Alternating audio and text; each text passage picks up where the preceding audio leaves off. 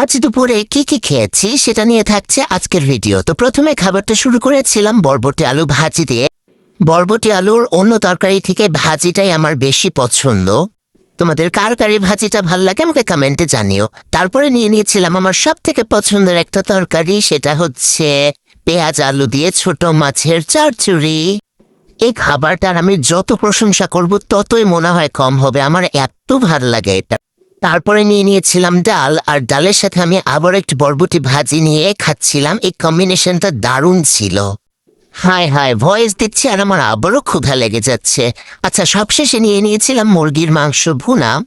আচ্ছা, তোমরা মাংসে আলু কে কে পছন্দ করো আমাকে কমেন্টে জানিও। আজকে যদিও মুরগির মাংসে কোনো আলু অ্যাড করা হয়েছিল না, তারপরেও খেতে খুবই মজা হয়েছিল।